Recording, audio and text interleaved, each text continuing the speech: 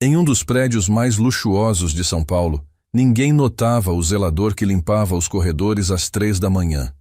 Mas uma noite, esse homem invisível fez algo que 13 psicólogos, 8 terapeutas e 5 babás não conseguiram. Ele pegou um objeto simples do bolso, algo tão pequeno que cabia na palma da mão, e colocou no chão sem dizer uma palavra. E então aconteceu o impossível. Pela primeira vez em 5 meses, a filha da bilionária reagiu. O que era esse objeto? Por que funcionou? E por que esse homem carregava algo assim no bolso do uniforme? Antes de continuarmos, fala para mim aqui nos comentários. De onde você está nos ouvindo? Adoro saber até onde nossas histórias chegam. Ele caminhava em silêncio pelos corredores vazios do 28º andar, empurrando o carrinho de limpeza com movimentos quase mecânicos. 3 da manhã. A cidade lá embaixo ainda pulsava com luzes amarelas e vermelhas, mas ali dentro, no edifício Mirante Corporate, o silêncio era tão profundo que dava para ouvir o zumbido das lâmpadas de LED. Augusto Mendes, 36 anos, mas com a postura de quem carregava pelo menos 10 a mais. Cabelos negros já salpicados de fios brancos nas têmporas, olhos castanhos fundos que pareciam olhar através das coisas, não para elas. O uniforme azul marinho com o logo da empresa de limpeza estava impecável, passado com cuidado. Não porque alguém fosse notar, mas porque era a única coisa que ainda controlava. Ninguém o via.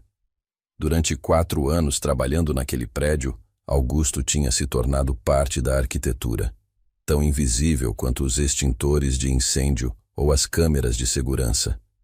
Os executivos passavam por ele sem levantar os olhos dos celulares. As secretárias conversavam sobre suas vidas amorosas como se ele fosse um móvel. E estava tudo bem. Augusto preferia assim. Ser invisível era mais seguro do que ser visto, porque ser visto significava ter que responder perguntas. E Augusto não tinha respostas.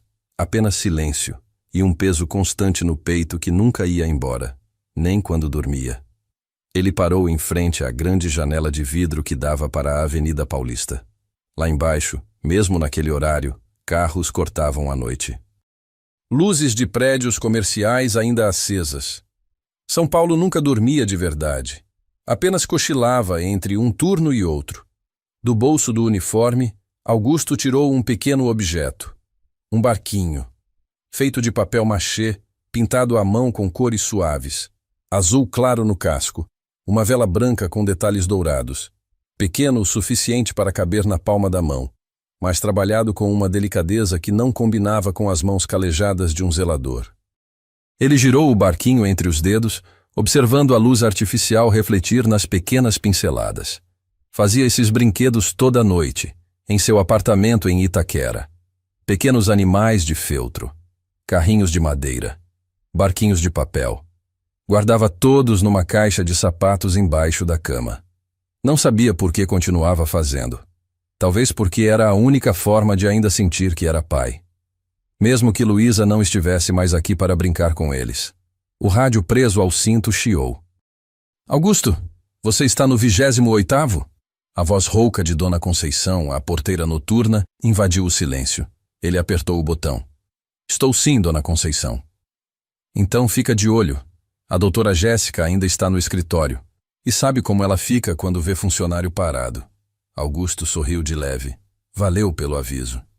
Guardou o barquinho de volta no bolso e voltou ao trabalho. Passou o pano úmido no chão de mármore italiano, ajeitou as revistas na mesa de centro da recepção, esvaziou as lixeiras. Movimentos automáticos, a mente longe dali.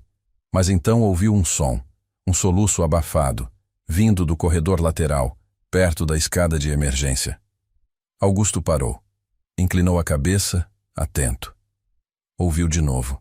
Um choro baixo, contido, como se a pessoa estivesse tentando não ser ouvida. Devagar, deixou o carrinho de lado e caminhou na direção do som. Virou a esquina e parou. Ali, encolhida embaixo de uma mesa lateral de vidro e metal, estava uma menina. 8 anos, talvez 9. Cabelos castanhos escuros caindo sobre o rosto, escondendo os olhos. Vestia um pijama de flanela cor-de-rosa com desenhos de estrelas. Os pés descalços estavam sujos de poeira. Ela abraçava os joelhos contra o peito, tremendo. Augusto reconheceu aquele tremor. Não era de frio, era de pânico. Ele ficou parado por alguns segundos, apenas observando. A menina não tinha percebido sua presença.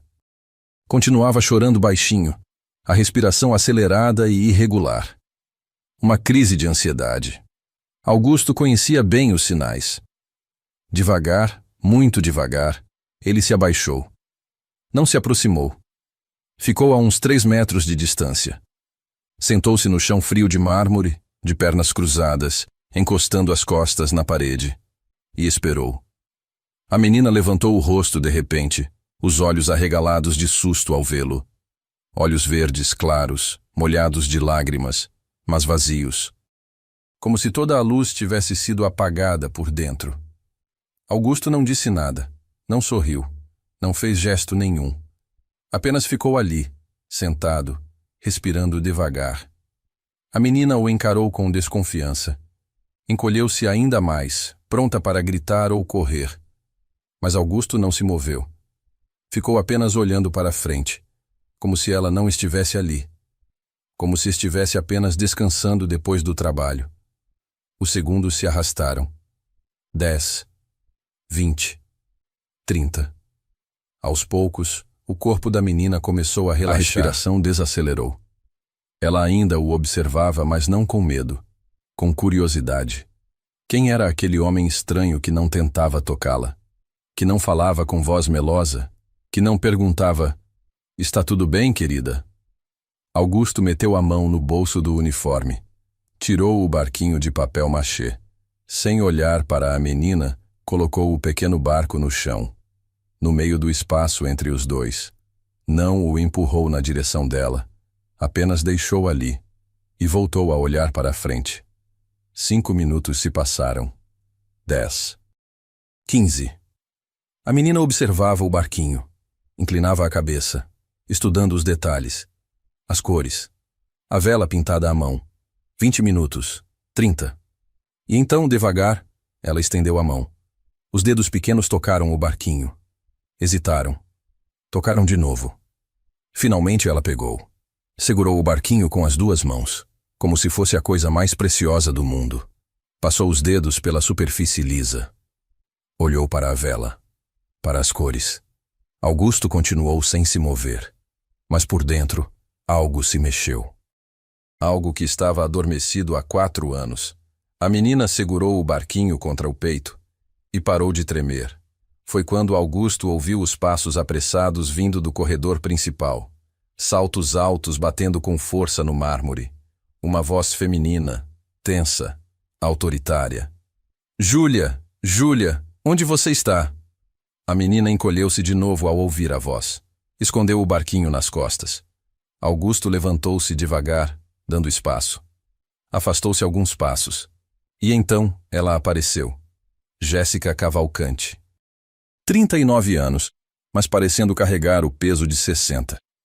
Cabelos negros presos num coque elegante, já ligeiramente desarrumado. Usava um tailleur cinza impecável, mas o rosto estava marcado por olheiras profundas. Olhos escuros, brilhantes de preocupação e exaustão. Quando viu a filha embaixo da mesa, parou. A expressão oscilou entre alívio e desespero. "Júlia." A voz saiu trêmula. "Filha, você me assustou. A Raquel está procurando você por todo o andar." A menina não respondeu. Apenas olhou para a mãe com aqueles olhos vazios. Jéssica se abaixou, tentando manter a calma. "Vamos, amor. Vamos voltar para a sala. Você precisa descansar." Júlia não se mexeu. Foi então que Jéssica percebeu Augusto parado ali, a poucos metros de distância. Os olhos dela se estreitaram imediatamente. Desconfiança. Alerta. "Quem é você?" A voz voltou a ser firme, controlada. A CEO falando. Augusto baixou a cabeça instintivamente. "Augusto Mendes, senhora. Zelador do turno da noite." "E o que está fazendo aqui? Por que minha filha estava sozinha com você?" "Eu estava limpando o andar e ouvi ela chorando. Só estava verificando se estava tudo bem." Jéssica deu um passo à frente, colocando-se entre Augusto e Júlia. Postura protetora. olhos faiscando. Você não deveria se aproximar dela. Júlia tem problemas. Ela não reage bem a estranhos. Augusto assentiu. Entendo, senhora. Desculpe se causei algum incômodo. Virou-se para sair, mas então ouviu um som. Um pequeno murmúrio, vindo de Júlia. Não eram palavras. Apenas um som. Mas era a primeira vez em meses que ela vocalizava algo. Jéssica congelou. Virou-se devagar para a filha, olhos arregalados. Júlia? A menina não falou, mas apertou o barquinho contra o peito com mais força. Jéssica olhou para o barquinho, depois para Augusto. Confusão no rosto. De onde veio isso? Augusto hesitou. É meu. Eu faço esses brinquedos. Ela pegou enquanto eu estava aqui. Você deu para ela? Não. Eu só deixei no chão. Jéssica ficou em silêncio por um longo momento, estudando Augusto, tentando entender, tentando processar o fato de que sua filha, que rejeitava qualquer contato humano há 5 meses, tinha aceitado algo de um completo estranho. Um zelador, um homem que ela nem sabia que existia até 30 segundos atrás. Você pode ir. A voz dela saiu mais suave agora, cansada. Obrigada por ficar com ela. Augusto assentiu e começou a se afastar. Mas antes de virar a esquina, olhou para trás uma última vez. Júlia o observava. E pela primeira vez, havia algo diferente naqueles olhos verdes. Não era um sorriso.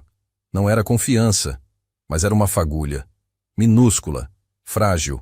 Mas estava lá. Augusto voltou para seu carrinho de limpeza, o coração batendo mais rápido do que deveria. As mãos tremiam ligeiramente enquanto pegava o pano de chão. Não sabia o que tinha acabado de acontecer, mas sabia que algo tinha mudado. Naquele corredor frio e silencioso, entre o mármore italiano e as paredes de vidro, 2 almas quebradas tinham se encontrado. E pela primeira vez em muito tempo, Augusto Mendes sentiu algo que pensava ter perdido para sempre. Propósito. Lá no 30º andar, Jéssica Cavalcante segurava a mão da filha enquanto caminhavam de volta para a sala privada. Júlia ainda apertava o barquinho contra o peito. Jéssica olhou para o brinquedo. Simples. Caseiro. Feito com cuidado, mas claramente amador. E pela primeira vez em 5 meses, sua filha tinha algo nas mãos que não era o velho ursinho de pelúcia que pertencera ao pai. A CEO mais poderosa de São Paulo parou no meio do corredor. Fechou os olhos por um segundo, respirando fundo, e deixou uma única lágrima cair. Porque milagres, ela tinha aprendido, não vinham embrulhados em diplomas ou terapias caras. Às vezes vinham nas mãos de um zelador invisível, às 3 da manhã, num corredor vazio. A noite seguiu seu curso. O prédio voltou ao silêncio. As luzes da cidade continuaram piscando lá embaixo. Mas algo tinha se rompido. Uma porta que estava trancada há meses tinha se aberto, nem que fosse apenas uma fresta. E do outro lado dessa porta, 2 histórias de dor estavam prestes a se entrelaçar de formas que ninguém poderia imaginar. Porque Augusto Mendes não sabia ainda, mas aquele simples gesto de deixar um barquinho no chão ia mudar não apenas a vida de Júlia. Ia mudar a vida dele. Ia mudar a vida de Jéssica. E ia provar que, às vezes, as pessoas mais improváveis são exatamente aquelas que Deus escolhe para fazer o impossível. A pergunta era, por que aquele barquinho funcionou? E qual era o segredo que Augusto Mendes escondia no bolso do uniforme todos os dias? A resposta estava guardada num apartamento pequeno em Itaquera, numa caixa de sapatos embaixo da cama, e numa dor que ele carregava há exatamente 4 anos, 2 meses e 13 dias. 5h40 da manhã. O despertador tocou no pequeno apartamento em Itaquera. Augusto desligou antes do segundo bip. Sentou-se na beira da cama, os pés descalços tocando o chão frio de cimento queimado. Ficou ali por alguns segundos, olhos ainda fechados, preparando-se para mais um dia. Sempre a mesma rotina. Levantar, preparar café, tomar banho, vestir o uniforme. Mas hoje havia algo diferente. Hoje, pela primeira vez em 4 anos, Ele tinha acordado pensando em outra criança que não Luísa. Augusto caminhou até o pequeno quarto ao lado. A porta estava sempre entreaberta, nunca totalmente fechada, como se em algum momento ela pudesse abrir e Luísa estivesse lá, dormindo, esperando o beijo de bom dia. O quarto estava exatamente como ela tinha deixado. Cama de solteiro com lençóis cor-de-rosa, prateleira cheia de livros infantis, desenhos colados na parede com fita adesiva já amarelada, uma mesa pequena com lápis de cor espalhados, e na parede principal, a foto. Luísa aos 6 anos, sorrindo sem o dente da frente. Cabelos loiros claros, cacheados, bagunçados. Olhos azuis brilhando de alegria pura. Augusto parou diante da foto, como fazia toda manhã. Bom dia, minha princesa. Sua voz saiu rouca, carregada de uma tristeza tão antiga que já fazia parte dele, como uma segunda pele. 4 anos atrás, naquele dia chuvoso de março. A lembrança voltou sem pedir licença, nítida como se tivesse acontecido ontem. Augusto estava no trabalho. Um emprego diferente, numa fábrica em Guarulhos. O telefone tocou no meio do turno. O supervisor o chamou com uma expressão estranha. Augusto, você precisa atender, é urgente. A voz do outro lado era de uma mulher. Calma demais, profissional demais. Senhor Mendes, aqui é do Hospital Municipal. Houve um acidente na creche Santa Clara. Sua filha Luísa foi trazida há 20 minutos. O senhor precisa vir imediatamente. O mundo parou. Augusto não lembrava de ter saído da fábrica. Não lembrava da corrida até o ônibus. Não lembrava da viagem desesperada até o hospital. Só lembrava de entrar pela porta da emergência e ver a diretora da creche sentada no corredor chorando. Foi quando ele soube. Havia chovido forte naquela manhã. A região de Itaquera tinha alagado. A creche ficava numa área baixa. A água subiu rápido demais. As crianças estavam no refeitório do térreo quando a enchente invadiu. 19 crianças foram resgatadas. 2 não conseguiram sair a tempo. Luísa era uma delas. Augusto ainda lembrava de segurar a mão pequena e fria da filha na maca do hospital. Os médicos tinham feito tudo o que podiam, mas a água tinha entrado nos pulmões. O cérebro tinha ficado sem oxigênio tempo demais. Sinto muito, o médico tinha dito, voz cansada, olhos sem vida. Ele já tinha dado aquela notícia muitas vezes antes, mas para Augusto era a primeira e a última, porque algo dentro dele morreu naquele dia também. Augusto piscou, voltando ao presente. Ainda estava parado diante da foto de Luísa. Uma lágrima escorreu, mas ele limpou rapidamente. Não podia se deixar quebrar. Não de novo. Pegou a caixa de sapatos embaixo da cama. Abriu devagar. Lá dentro, dezenas de pequenos brinquedos artesanais. Barquinhos, carrinhos, bichinhos de feltro. Todos feitos à mão. Todos feitos para uma menina que nunca mais ia brincar com eles. Mas ontem, pela primeira vez, um desses brinquedos tinha tocado as mãos de outra criança. E ela tinha parado de chorar. Augusto fechou a caixa. Respirou fundo. Talvez Luísa tivesse enviado Júlia até ele. Talvez fosse a forma dela de dizer que estava tudo bem, que ele ainda podia ajudar, que ainda era pai, mesmo sem filha. Do outro lado da cidade, no apartamento cobertura na Vila Olímpia, Jéssica Cavalcante não tinha dormido. Sentada no sofá de couro italiano, ainda vestindo a roupa do dia anterior, ela observava Júlia dormir no quarto ao lado. A porta estava aberta, sempre aberta. Porque Júlia não conseguia dormir com a porta fechada desde o dia em que viu o pai morrer. O barquinho de papel machê estava na mesinha de cabeceira ao lado da cama. Júlia tinha se recusado a soltá-lo a noite inteira.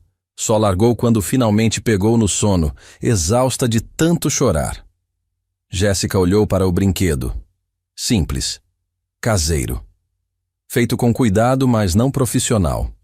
Por que aquilo tinha funcionado? 13 psicólogos. 5 terapeutas especializados em trauma infantil. 8 babás com anos de experiência. Nenhum deles tinha conseguido fazer Júlia reagir. Mas um zelador desconhecido, com um barquinho de papel, tinha. Jéssica fechou os olhos, a cabeça latejando de cansaço. 5 meses. 5 meses desde que o mundo tinha desabado. A cena ainda voltava todas as noites, nítida como um filme em alta definição. Júlia tinha ido ao escritório depois da escola. Queria mostrar um desenho para o pai. Roberto estava na sala de reuniões, mas pediu para a secretária deixá-la entrar. Só um minutinho, princesa. O papai só vai assinar esses papéis. Júlia sentou na cadeirinha ao lado da mesa, balançando as perninhas, desenhando num caderno novo. Roberto estava de pé, lendo um contrato. E então, de repente, levou a mão ao peito. A expressão mudou. Dor. Confusão. Pai? Júlia tinha levantado da cadeira. Roberto caiu de joelhos. Tentou falar, mas não conseguiu. Os olhos arregalados, buscando o ar. Pai! Júlia gritou correndo até ele. Roberto desabou no chão. Quando Jéssica entrou na sala segundos depois, encontrou Júlia abraçada ao corpo do pai, sacudindo-o, implorando. Acorda, papai! Acorda, por favor, acorda! Mas Roberto Cavalcante, 43 anos, CEO da Cavalcante Holdings, marido, pai, não acordou. Infarto fulminante. Morreu ali, no chão do próprio escritório, com a filha segurando sua mão. E Júlia nunca mais foi a mesma. Parou de falar no dia do funeral. Entrou em pânico quando qualquer adulto tentava tocá-la. Tinha pesadelos todas as noites. Gritava, chorava, mas nunca falava. Os médicos chamaram de mutismo seletivo traumático. Jéssica chamava de inferno. Porque ver sua filha se apagar aos poucos, dia após dia, e não conseguir fazer nada era pior do que qualquer dor física. Ela tinha perdido o marido, mas estava perdendo a filha também, e não sabia como impedir. O celular de Jéssica vibrou. Uma mensagem de Clarice, sua assistente pessoal. Reunião do conselho às 9h. Não dá para adiar de novo. Jéssica suspirou. O conselho estava pressionando. Queriam que ela vendesse a empresa. Alegavam que ela não estava em condições de comandar, que estava emocionalmente comprometida. E talvez estivessem certos. Como ela podia comandar um império quando não conseguia nem comandar a própria vida? Jéssica levantou-se, caminhou até a janela. A cidade acordava lá embaixo.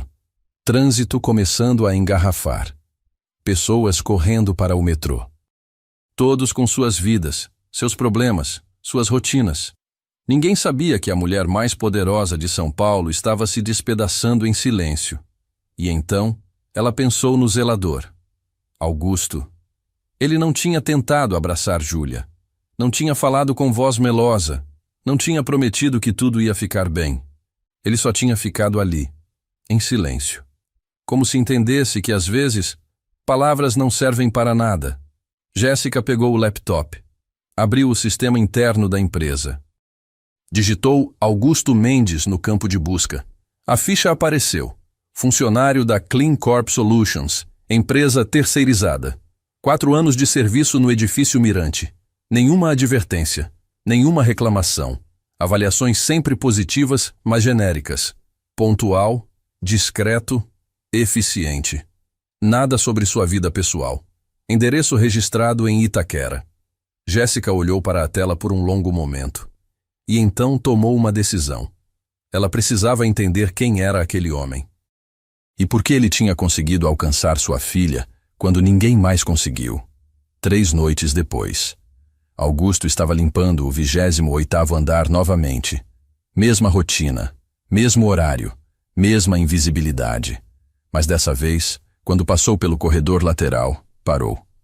Olhou para o lugar onde tinha encontrado Júlia embaixo da mesa. Vazio agora. Ele continuou o trabalho, mas uma parte dele ficou atenta, esperando. 2 da manhã, 3 da manhã. Nada. Talvez tivesse sido apenas um encontro único. Um momento isolado que não ia se repetir. Augusto estava guardando o carrinho no depósito quando ouviu. Passos leves, quase inaudíveis. Virou-se devagar, e lá estava ela, Júlia, parada no meio do corredor, descalça, vestindo o mesmo pijama de estrelas, cabelos soltos, olhos verdes fixos nele. Nas mãos, o barquinho de papel machê. Augusto não se moveu. Apenas a observou. Ela deu um passo. Parou. Olhou para o barquinho. Olhou para ele. Devagar, caminhou até ficar a uns 5 metros de distância. E então se sentou no chão. Augusto entendeu. Ela queria que ele ficasse. Ele se sentou também. Mesma distância. Mesma postura calma. Ficaram ali, em silêncio, por longos minutos. Júlia olhava para o barquinho. Passava os dedos pela superfície. Depois olhava para Augusto. Ele não falava. Não perguntava. Apenas respirava devagar, mostrando que estava ali, presente, mas não invasivo. Depois de 20 minutos, Júlia levantou-se.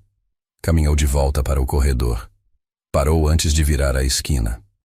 Olhou para trás e pela primeira vez fez um gesto. Acenou com a mão. Pequeno, tímido, mas era um aceno. Augusto acenou de volta e Júlia desapareceu. O coração de Augusto batia forte. As mãos tremiam. Aquilo tinha acontecido de novo. Ela tinha voltado, procurando por ele. Na quarta noite, Júlia apareceu novamente. Dessa vez trouxe um caderno e lápis de cor. Sentou-se no mesmo lugar. Começou a desenhar. Augusto continuou sentado, observando em silêncio. Ela desenhou por quase 1 hora. Quando terminou, levantou o caderno. Era um barquinho, azul e branco, como o que ele tinha dado. Mas ao lado do barco, ela tinha desenhado 2 figuras pequenas, uma maior, uma menor, pai e filha, navegando juntos. Augusto sentiu a garganta apertar. Engoliu seco, lutando contra as lágrimas. Júlia olhou para ele, esperando uma reação. Devagar, Augusto meteu a mão no bolso. Tirou outro brinquedo. Dessa vez, um pássaro de feltro, azul claro com asas amarelas. Colocou no chão. Júlia olhou para o pássaro. Esticou a mão. Pegou. Segurou os 2 brinquedos, um em cada mão. E pela primeira vez em 5 meses, esboçou algo que quase parecia um sorriso. Augusto sorriu de volta. Nenhuma palavra foi dita. Mas naquele corredor silencioso, às 3 da manhã, uma conversa profunda estava acontecendo. Uma conversa que não precisava de voz, apenas de presença. E era exatamente o que Júlia precisava. Alguém que não tentasse consertá-la, apenas alguém que ficasse. Jéssica observava tudo de longe.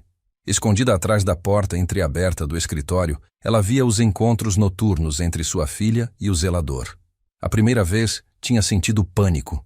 Quase interrompeu. Quase chamou segurança, mas algo a impediu. A expressão no rosto de Júlia. Paz.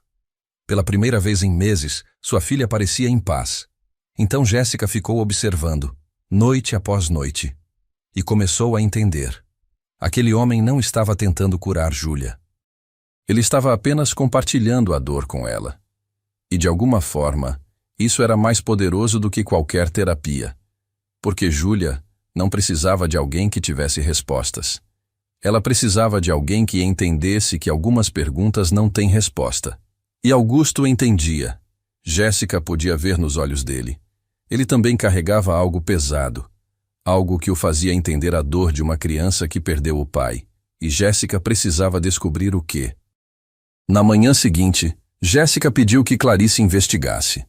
Discretamente. 2 horas depois, o relatório chegou. Jéssica abriu o arquivo. Começou a ler. E sentiu o coração apertar a cada linha. Augusto Mendes, 36 anos. Viúvo. Esposa falecida por complicações no parto. Filha única. Luísa Mendes, 6 anos. Falecida há 4 anos em acidente de afogamento durante enchente na creche Santa Clara, Itaquera. Jéssica parou de ler. Fechou os olhos. Respirou fundo. Agora entendia. Augusto não estava ajudando Júlia por pena. Ele estava ajudando porque reconhecia a dor dela. Porque ele também tinha perdido uma filha. E agora, de alguma forma, estava encontrando uma forma de continuar sendo pai. Mesmo sem ter mais uma criança para cuidar. Jéssica olhou pela janela do escritório. Lágrimas silenciosas escorrendo. Pela primeira vez em meses, Não se sentiu sozinha, porque ali embaixo, em algum lugar daquele prédio imenso, havia um homem que entendia exatamente o que ela sentia. A diferença era que ele tinha aprendido a transformar a dor em algo bonito, em pequenos barquinhos de papel, em pássaros de feltro, em presença silenciosa. E talvez, só talvez, ele pudesse ensinar isso a ela também. A sala de reuniões do 30º andar tinha paredes de vidro que revelavam toda a cidade lá embaixo.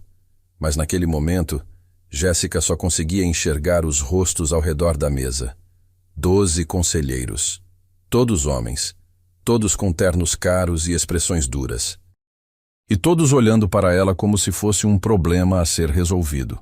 Marcelo Fonseca, o mais velho do conselho, limpou a garganta. 62 anos, cabelos brancos perfeitamente penteados, voz grave que comandava salas como aquela há décadas. Jéssica, todos aqui entendemos pelo que você está passando. A perda de Roberto foi devastadora para todos nós. Mentira. Jéssica sabia. Metade daqueles homens tinha tentado tirar Roberto do poder anos atrás. Mas, Marcelo continuou, precisamos ser práticos. A empresa está em momento crítico. 3 contratos importantes foram perdidos nos últimos 2 meses. As ações caíram 17%. Investidores estão nervosos. E vocês acham que a culpa é minha? Jéssica não fez como pergunta, afirmou. Silêncio desconfortável. Foi Henrique Barros quem falou. 48 anos, ex-sócio de Roberto, ambição nos olhos. Ninguém está culpando você, Jéssica, mas todos sabemos que sua situação pessoal tem afetado sua capacidade de liderança. Minha situação pessoal? A voz dela saiu gelada. Sua filha. Henrique não piscou. Sabemos que Júlia está passando por dificuldades, e é compreensível que isso te distraia. Mas uma CEO não pode se dar ao luxo de distrações. Jéssica apertou os punhos debaixo da mesa. Respirou fundo.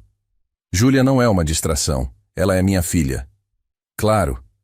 Marcelo interveio tentando suavizar.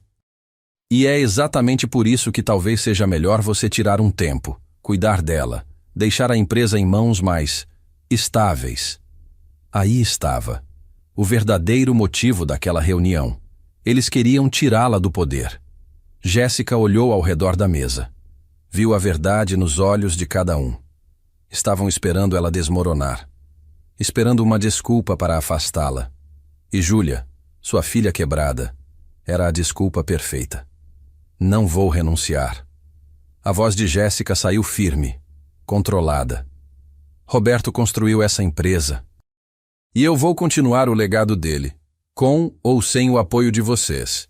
Levantou-se antes que alguém pudesse responder. Saiu da sala com a cabeça erguida. Mas assim que a porta se fechou atrás dela, as pernas tremeram. Clarice a esperava no corredor. Viu a expressão no rosto da chefe e entendeu tudo. Eles tentaram te afastar? Jéssica assentiu, incapaz de falar. O que você vai fazer? Jéssica olhou pela janela. A cidade se estendia infinita lá embaixo. Vou lutar. Mas por dentro não sabia se ainda tinha forças para isso. 2 andares abaixo, na sala de segurança do prédio, algo estava acontecendo. Edmilson Rocha, chefe de segurança, 51 anos, ex-capitão da Polícia Militar, observava as telas de monitoramento com expressão tensa. Ao seu lado, 2 seguranças do turno da noite. Quantas vezes já aconteceu? Edmilson perguntou. 7 noites seguidas, chefe. O segurança mais novo apontou para uma das telas. Sempre entre 2 e 3 da manhã. A menina sai do apartamento da CEO e vai até o 28º andar. E ele está sempre lá. Edmilson assistiu à gravação da noite anterior. Júlia sentada no chão. Augusto a alguns metros de distância. Nenhum contato físico. Nenhuma palavra audível. Mas algo sobre aquilo o incomodava profundamente. Ele trabalha de zelador há quanto tempo? 4 anos. Ficha limpa. Nunca teve problemas. Verifiquem novamente. Quero saber tudo sobre esse homem. Onde mora? Com quem mora? Antecedentes? Tudo. O segurança hesitou. Chefe, parece que ele não está fazendo nada de errado. É só uma criança sentada perto dele. Edmilson virou-se bruscamente. Os olhos faiscaram. Uma criança nunca está só sentada. Sempre há uma razão. E eu já vi muitas razões ruins na minha carreira. O tom da voz não deixava espaço para discussão. Edmilson tinha motivos para ser vigilante. 23 anos atrás, quando ainda era policial, tinha trabalhado num caso de abuso infantil. Uma criança de 7 anos. Um vizinho que parecia inofensivo, que era gentil, que ajudava. Quando descobriram a verdade, já era tarde demais. Edmilson nunca se perdoou por não ter visto os sinais antes. Desde então vivia assombrado por uma única certeza. Não existe amabilidade gratuita. Todo adulto que se aproxima de uma criança quer algo. E ele não ia deixar isso acontecer de novo. Não no prédio sob sua responsabilidade. Quero relatórios completos até amanhã de manhã. Naquela noite, Augusto chegou ao trabalho sem saber que estava sendo observado com muito mais atenção do que imaginava. Começou a rotina normal. Limpou os andares inferiores, esvaziou lixeiras, passou pano no chão. Mas quando chegou ao 28º andar, seu coração acelerou. Seria hoje de novo? Ela viria? 2:30 da manhã. Augusto estava organizando o carrinho quando ouviu os passos leves. Virou-se. Júlia estava ali, pijama de estrelas, descalça. Olhos verdes brilhando sob a luz artificial. Mas dessa vez, havia algo diferente. Ela não parou a 5 metros de distância. Caminhou mais perto. 3 metros. 2 metros. Parou a apenas 1 metro dele. Augusto permaneceu imóvel, respirando devagar, mostrando que era seguro. Júlia estendeu a mão.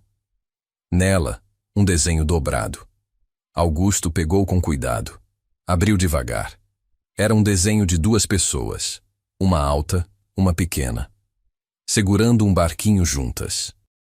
E embaixo, com letras trêmulas e tortas, estava escrito uma única palavra. Obrigada. A primeira palavra que Júlia escrevia em 5 meses. Augusto sentiu as lágrimas subirem. Lutou para mantê-las sob controle. Olhou para Júlia. Sorriu suavemente. De nada, pequena. Sua voz saiu baixa, gentil. Como falava com Luísa. Júlia olhou para ele por um longo momento. E então fez algo completamente inesperado. Deu um passo à frente e o abraçou, os braços pequenos ao redor da cintura dele. A cabeça encostada no uniforme azul marinho. Augusto congelou. Não sabia o que fazer. Abraçar de volta? Afastar-se gentilmente? Decidiu apenas ficar ali. Deixar que ela decidisse quanto tempo precisava. Júlia ficou abraçada por quase 1 minuto inteiro. Quando se afastou, havia lágrimas nos olhos dela. Mas era um choro diferente. Não era desespero. Era alívio. Como se algo preso dentro dela finalmente tivesse encontrado saída. Augusto se abaixou, ficando na altura dos olhos dela. Você é muito corajosa, sabia? Ele sussurrou. Júlia não respondeu, mas seus olhos diziam tudo. Ela virou-se e caminhou de volta para o elevador. Antes de entrar, olhou para trás uma última vez e disse algo, baixinho, quase inaudível, mas Augusto ouviu. Você também. E então ela desapareceu. Augusto ficou ali, de joelhos no chão frio, tremendo. Júlia tinha falado. Com ele. Pela primeira vez em 5 meses, ela tinha usado a voz e tinha escolhido usá-la com ele. Mas ele não sabia que nas câmeras de segurança, Edmilson assistia tudo com expressão cada vez mais sombria. O abraço, a proximidade, o sussurro. Para Augusto, era um momento de cura. Para Edmilson, era evidência. Na manhã seguinte, Augusto foi chamado ao escritório da Clean Corp Solutions, a empresa terceirizada que o empregava. O gerente, Sr. Tavares, estava sentado atrás da mesa. Expressão séria. Augusto, senta. O tom não era amigável. Augusto sentou, confuso. Recebemos uma ligação do edifício Mirante. Sobre você. O estômago de Augusto despencou. Sobre mim? A segurança do prédio está preocupada com suas interações com a filha da CEO. Interações? Augusto sentiu o sangue gelar. Eu não fiz nada de errado. Eles têm vídeos, Augusto. Mostram você sozinho com a menina, várias noites. E ontem, teve um abraço. Ela me abraçou, eu não. Não importa quem abraçou quem. Tavares cortou. O que importa é a aparência. E a aparência não está boa. Eu só estava ajudando. A menina estava sofrendo e... Você é um zelador, Augusto. Não um terapeuta. Não um salvador. Sua função é limpar o prédio, não se envolver com os moradores. Augusto ficou em silêncio. As mãos tremiam. Por enquanto você está suspenso, com pagamento, mas não pode voltar ao Mirante até a investigação terminar. Investigação? A segurança vai revisar todas as gravações. Vão falar com você formalmente. E dependendo do que encontrarem... Tavares não terminou a frase. Não precisava. Augusto entendeu. Ele poderia ser demitido. Ou pior, poderia ser acusado de algo terrível. Saiu do escritório em choque. Caminhou pelas ruas de São Paulo sem direção, sem destino. Como tudo tinha desandado tão rápido. Ele só tinha tentado ajudar. Só tinha ficado ali, presente, porque sabia que era disso que Júlia precisava. E agora estava sendo tratado como um criminoso. Enquanto isso, no edifício Mirante, Jéssica descobriu o que estava acontecendo. Clarice entrou no escritório apressada. Jéssica, tem algo que você precisa saber. Explicou sobre a investigação, sobre a suspensão de Augusto, sobre as suspeitas de Edmilson. Jéssica sentiu a raiva explodir. Como assim suspenderam ele? Sem falar comigo? Edmilson tem autoridade sobre questões de segurança e, tecnicamente... Eu não quero saber de tecnicamente. Jéssica bateu a mão na mesa. Aquele homem é a única pessoa que conseguiu alcançar minha filha. E estão tratando ele como um pedófilo? Jéssica, eu entendo, mas... Marca uma reunião. Agora. Com Edmilson, com o RH, com quem for necessário. Isso acaba hoje. 30 minutos depois, Jéssica estava frente a frente com Edmilson na sala de segurança. Você precisa entender minha posição. Edmilson manteve o tom profissional. Meu trabalho é proteger todos no prédio, especialmente crianças. E o meu trabalho é proteger minha filha. Jéssica rebateu. E pela primeira vez em 5 meses ela está melhorando, por causa dele. Ou ele está manipulando ela. Edmilson não cedeu. Doutora Jéssica, com todo respeito, sei que a senhora está desesperada. Mas desespero cega. E eu já vi muitos casos onde... Você já viu muitos casos, mas não viu esse. Jéssica respirou fundo, tentando se controlar. Augusto Mendes perdeu a filha dele há 4 anos, em um acidente de afogamento. Ela tinha 6 anos.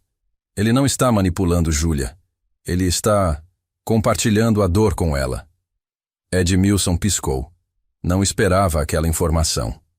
Ele perdeu uma filha? Perdeu.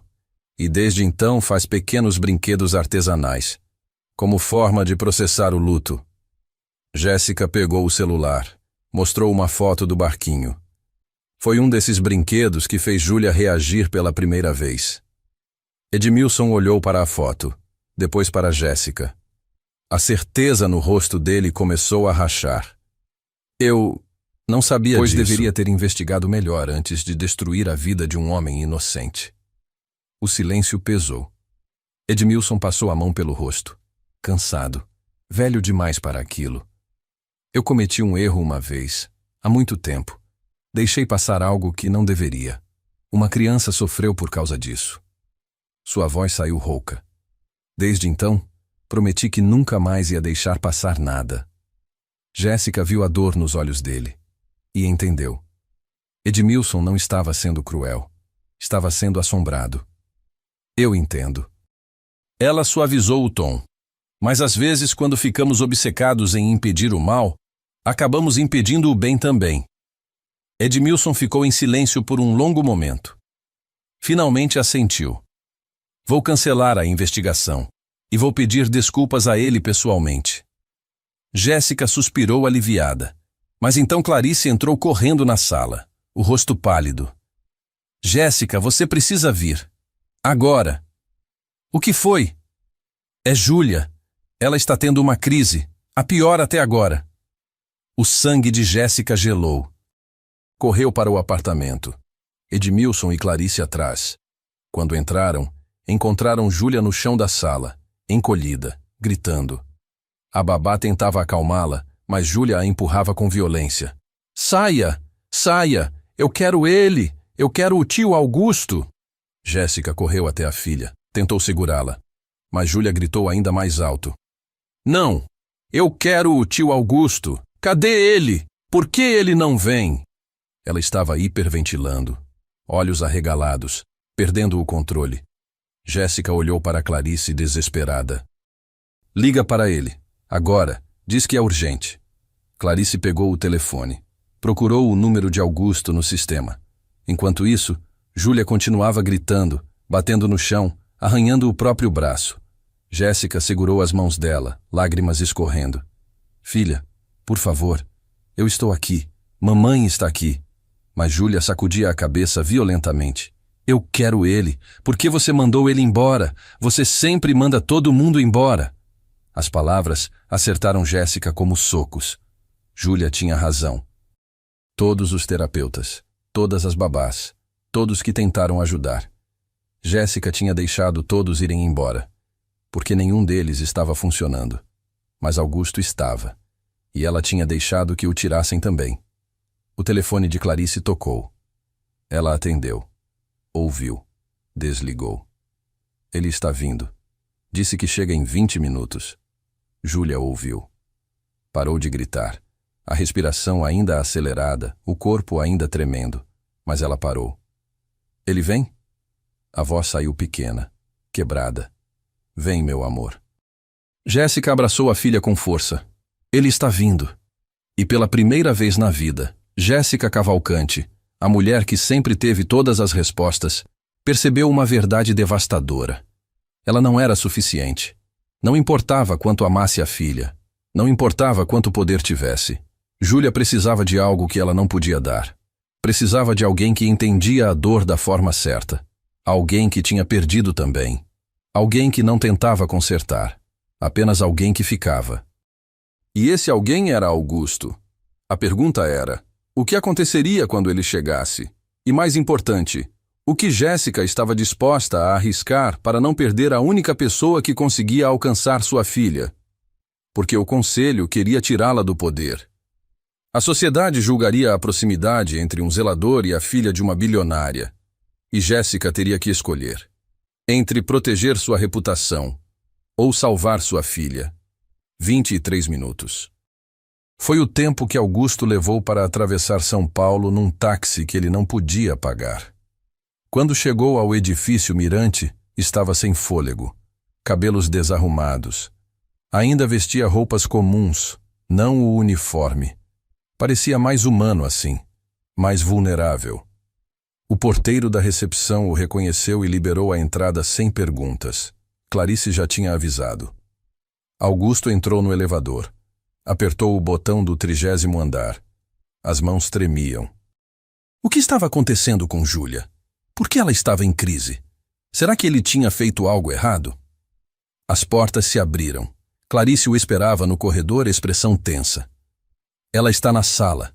Ainda está muito agitada. Augusto assentiu. Começou a caminhar, mas Clarice segurou seu braço. Augusto, eu não sei o que você fez, mas... Obrigada.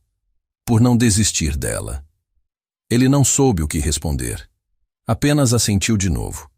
Caminhou até a porta do apartamento. Estava entreaberta. Respirou fundo.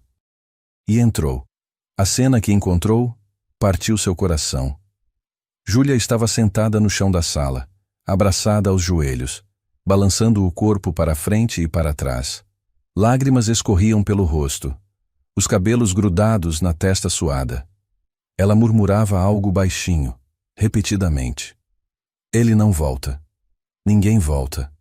Todos vão embora. Jéssica estava ajoelhada ao lado dela, tentando tocar a filha, mas Júlia se encolhia a cada tentativa. Quando Augusto entrou na sala, o tempo parou. Júlia levantou o rosto. Seus olhos verdes encontraram os olhos castanhos dele. E algo mudou. Tio Augusto? A voz saiu rouca, quebrada. Você voltou. Augusto sentiu a garganta apertar. Caminhou devagar até ela. Parou a 1 metro de distância. Voltei. Sua voz saiu suave. Calma. Eu prometo. Sempre que você precisar, eu volto. Júlia soltou os joelhos. Ficou de pé cambaleante. Deu um passo na direção dele.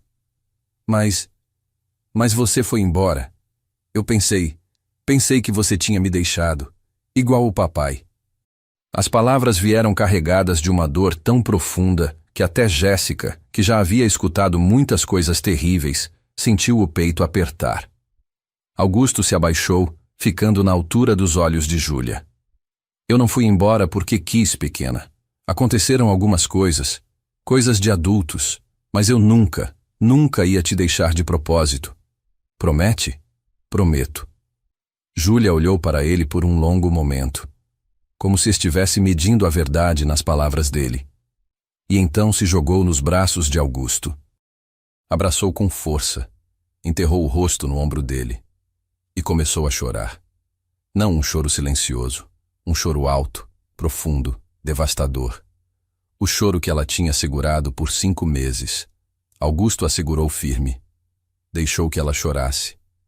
Não tentou acalmá-la com palavras vazias. Apenas ficou ali, presente, oferecendo o ombro. Eu sinto falta dele.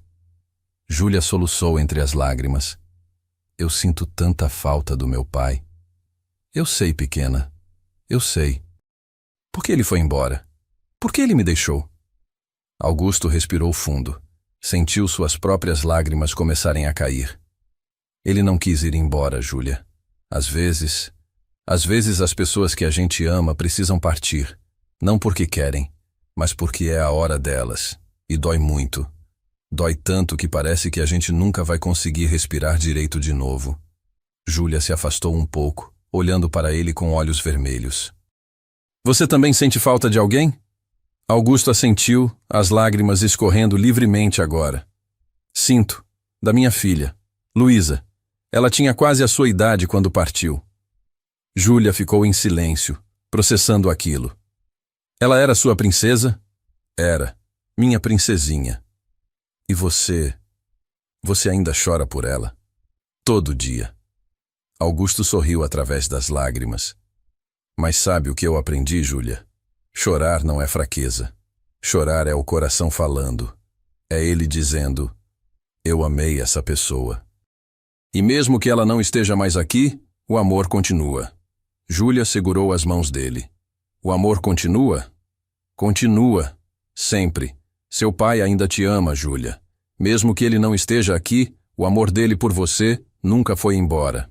Está aqui. Augusto tocou suavemente o peito dela. No seu coração. E nada nem ninguém pode tirar isso de você. Júlia começou a chorar de novo. Mas era um choro diferente agora. Não era desespero, era liberação. Como se algo que estava entalado há meses finalmente estivesse saindo. Jéssica observava tudo de longe, lágrimas silenciosas escorrendo pelo rosto. Edmilson estava parado na porta, a cabeça baixa. Até a babá, encostada na parede, chorava. Porque aquilo não era apenas a cura de uma criança, era a prova de que dor compartilhada é dor dividida. E às vezes a pessoa certa para dividir essa dor não é um profissional com diploma na parede. É alguém que entende porque também passou por isso. Após longos minutos, Júlia se acalmou. Ainda soluçava de vez em quando, mas a respiração estava mais estável. O corpo mais relaxado. Ela olhou para Augusto e perguntou algo que ninguém esperava. Você pode me contar sobre ela? Sobre a Luísa? Augusto piscou surpreso. Olhou para Jéssica, como se pedindo permissão. Jéssica assentiu, sorrindo através das lágrimas. Pode. Augusto e Júlia se sentaram no sofá. Ele tirou o celular do bolso. Abriu a galeria de fotos. Mostrou uma foto de Luísa, sorrindo sem o dente da frente. Cabelos loiros bagunçados, olhos azuis brilhantes. Essa é ela, Luísa. Ela adorava desenhar, assim como você. Júlia olhou para a foto com atenção. Ela é bonita. Era muito bonita e engraçada. Ela ria de tudo, até das coisas mais bobas. Do que mais ela gostava? De barquinhos. Augusto sorriu.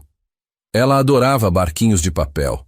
A gente fazia juntos e colocava no rio Tietê. Ela dizia que os barquinhos levavam mensagens para o céu. Júlia segurou a mão dele. Você acha que o meu papai recebe as mensagens que eu mando? Augusto olhou para ela, o coração apertado. Tenho certeza que sim. E sabe o que mais? Acho que seu pai está muito orgulhoso de você. Por quê? Eu só choro e fico brava. Porque você é corajosa. Você está sentindo uma dor enorme, mas ainda está aqui. Ainda está lutando. Ainda está tentando. E isso é a coisa mais corajosa que alguém pode fazer. Júlia ficou em silêncio por um momento. Depois olhou para a mãe. Jéssica estava sentada no chão, observando tudo com uma expressão que misturava dor, amor e gratidão. Mãe! A voz de Júlia saiu baixinha. Jéssica se aproximou imediatamente. Sim, meu amor. Desculpa por ter gritado com você. Jéssica desabou em lágrimas. Abraçou a filha com força. Você não precisa pedir desculpa, filha. Você não precisa. Mas eu magoei você. E você só estava tentando ajudar. Eu sei. E está tudo bem. Está tudo bem. Mãe e filha se abraçaram por longos minutos, chorando juntas, curando juntas. Augusto ficou observando, o coração cheio de algo que não sentia há anos. Esperança. Edmilson se aproximou discretamente. Parou ao lado de Augusto. Senhor Mendes, eu te devo um pedido de desculpas. Augusto olhou para ele surpreso. Eu julguei você sem conhecer a história completa. Deixei meus próprios medos nublarem meu julgamento. E quase cometi uma grande injustiça. Edmilson estendeu a mão. Me perdoa? Augusto apertou a mão dele, firme. Você estava protegendo Júlia.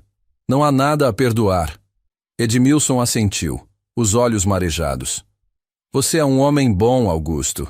Espero que saiba disso.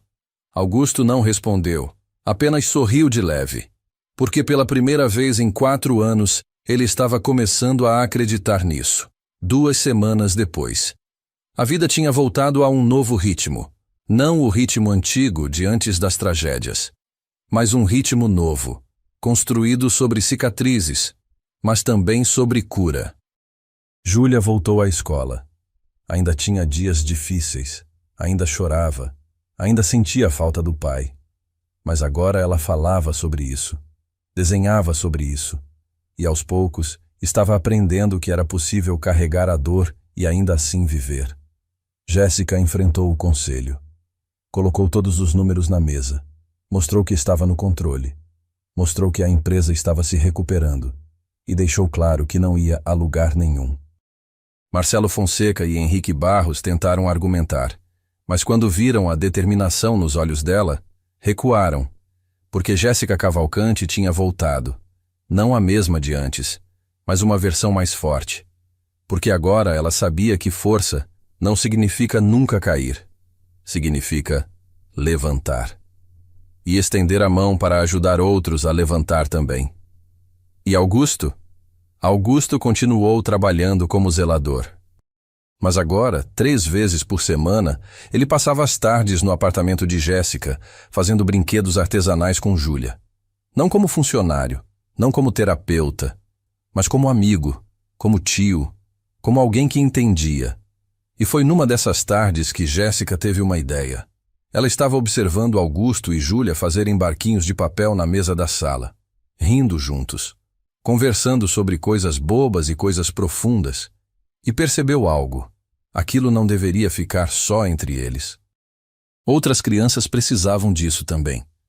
Outras crianças que estavam sofrendo, que tinham perdido alguém, que estavam se sentindo sozinhas. E outros adultos que, como Augusto, tinham passado por perdas terríveis e precisavam de propósito. Augusto.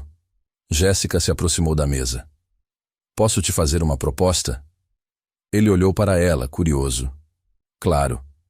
Eu quero criar um projeto.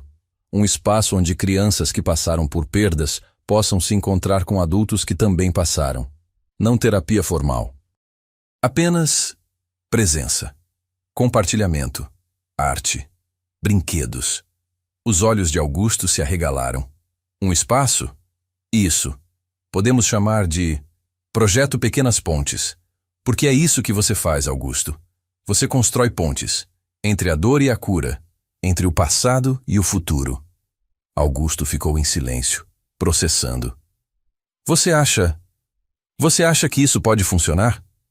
Eu sei que pode, porque funcionou com a gente. Júlia bateu palmas, animada. Eu posso ajudar. Posso ensinar outras crianças a fazer barquinhos. Jéssica e Augusto riram. Claro que pode, meu amor, Jéssica disse. Você vai ser nossa artista principal. E foi assim que nasceu o projeto Pequenas Pontes. 3 meses depois, o primeiro espaço foi inaugurado. Não era luxuoso. Era simples. Uma sala ampla em Itaquera. Mesas de madeira, materiais de arte, fotografias nas paredes de pessoas que tinham partido. E pessoas. Muitas pessoas. Crianças que tinham perdido pais, irmãos, avós. Adultos que tinham perdido filhos, companheiros, amigos. Todos reunidos. Não para esquecer, mas para lembrar juntos.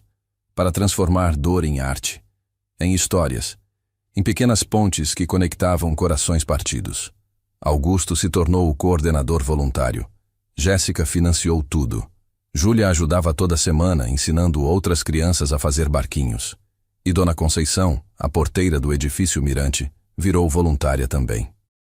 Junto com seu filho Beto, que descobriu talento para ensinar crianças a fazer brinquedos de madeira. Até Edmilson apareceu um dia. Envergonhado, hesitante. Eu perdi meu filho há 23 anos, ele disse para Augusto. E nunca falei sobre isso, com ninguém. Será que eu posso ficar? Augusto colocou a mão no ombro dele. Claro, sempre há espaço aqui. E Edmilson ficou. E pela primeira vez em mais de 2 décadas, chorou pelo filho que tinha perdido. E começou a curar. 1 ano depois. O projeto Pequenas Pontes tinha 4 sedes em São Paulo. Mais de 400 crianças e adultos atendidos. Dezenas de voluntários. A mídia começou a notar. Reportagens foram feitas. Augusto foi entrevistado. Mas ele sempre desviava o foco. Não é sobre mim, é sobre a Luísa, sobre a Júlia. Sobre todas as crianças e adultos que estão aprendendo que dor não é o fim. É apenas uma ponte para algo novo. Numa tarde de sábado, Augusto, Jéssica e Júlia foram ao rio Tietê. Levaram dezenas de barquinhos de papel, cada um com uma mensagem escrita dentro. Mensagens para pessoas que tinham partido. Eu te amo, papai. Sinto sua falta, mãe. Obrigado por tudo, vó. Um a um, soltaram os barquinhos na água. Augusto segurou um barquinho pequeno, azul e branco, igual aos que fazia para Luísa. Dentro ele tinha escrito: Minha princesa, você me ensinou que amor nunca morre, apenas muda de forma. Obrigado por me guiar até a Júlia. Por me lembrar que eu ainda posso ser pai, mesmo sem você aqui. Eu te amo. Sempre. Colocou o barquinho na água. Observou ele se afastar, levado pela correnteza. Júlia segurou a mão dele. Na outra mão, segurou a mão da mãe. E ali, os 3 ficaram. Não como uma família perfeita, mas como uma família real, construída sobre perda, sobre dor, sobre cura. Jéssica olhou para Augusto e sussurrou: Obrigada, por salvar minha filha. Augusto balançou a cabeça. Eu não salvei ela. Ela me salvou também. E era verdade. Porque Júlia tinha dado a Augusto algo que ele pensava ter perdido para sempre. Propósito, esperança, a chance de ser pai novamente.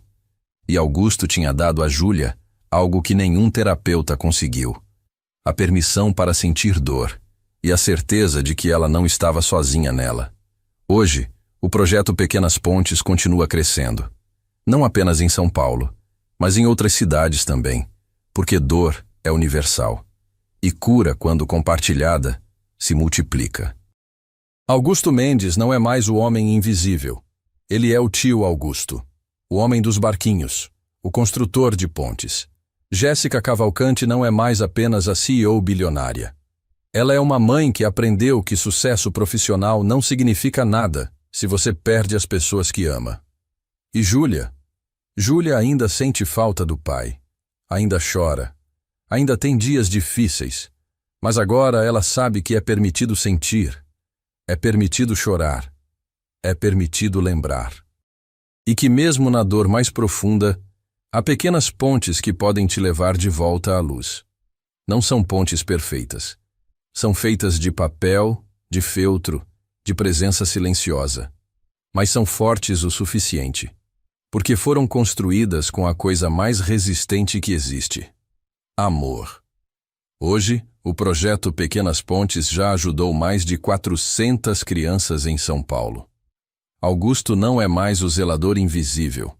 Ele é oficialmente arte-terapeuta voluntário, mas prefere ser chamado só de tio Augusto.